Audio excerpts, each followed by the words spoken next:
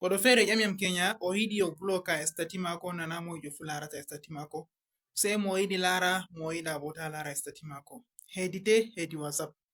Assalamu alaikum warahmatullahi wabarakatuh. Bandiraɓe on kofnama ngelanama hairuji ɗuɗɗi duniya be alahira. Omoɗon mbiyeteɗo Abdul Kadiri. Inshallah bano on nani o ƴami o yiɗi o bloka stati maako. O yiɗa ko moijo be ko moijo fu lara stati maako. Ɗon himɓe je o mari haji lara, ɗon bo mo o yiɗa lara stati maako hedi WhatsApp, mana gal WhatsApp. Saboda haka en yaha mi watana en video majum en dara inshallah. Yowa en yaha mi watana en video majum bandiraɓe. Sai a hosa abona be Fasaha TV ɗo.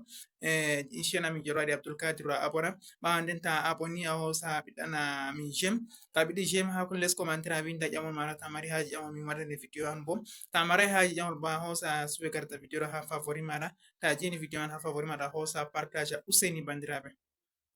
Ko da a andi ko mi yiɗi hollugo ɗo useni laro video ɗo ega fuɗɗam har ragare. Like na video ɗo. A lara a like video majum. A lara a like video majum. Useni mitorion ngam Allah. Assalamu alaikum warahmatullahi. En yahi mi watana en video man banani. ba mi wiyan o yiɗi o bloka stati mako na moijo fu yiɗi lara stati mako sai a nasta ha WhatsApp ma banani. Ok, ta nasti nder WhatsApp ma banani sai a wara nasta party stati bana ha wata stati. Ok, ta nasti party stati a wara bana watan stati to hamme miɗo sai a wara memanda ha please camera ɗo. To sai a hosa wara suɓa photoji a yiɗi watugo e stati maɗa banani.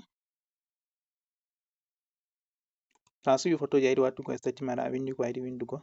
Ok, shikenan sai a wara a memanda haɗɗo am ɗum memata. Haɗo waɗi status contact ɗo. To a diyama ha ton sai ɓe wima nda premier ko be kon we laran stati maɗa. My contact except a wara suɓa himɓe je a marai haje lara. A désactiva ɓe himɓe je a mari haje lara bo a activa ɓe. Nda haɗɗo mi sélectionni himɓe tati je marai haje lara stati am. To mari mi kiliki dou je ɗo ni shikenan ɗum wati himɓe tatoɗo ɓe larata stati am.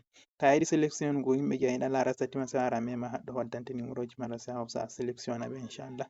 Egal ɗo banni on na tokkoto a hosa waɗa himɓe je marai haje lara stati maɗa ta ɓe lara stati ma himɓe je mari haje lara bo shikenan ɓe lara stati maɗa sai a hosa wara a waɗa partage haɗɗo shikenan stati maɗa normal himɓe fere laran himɓe fere larata.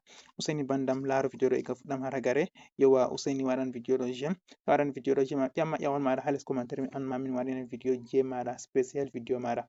Nden a hosa a partage na himɓe 10 at least useni mi tori maɗa ɗo ngam Allah wallita min bo bana mi wallititta min mi waɗana on video ɗo onon bo wallita en be partage go useni ngam Allah. Assalamu alaikum warahmatullah. Asuɓe garta video ɗo ha favori foti a tan video man yeso a heɓa tagol.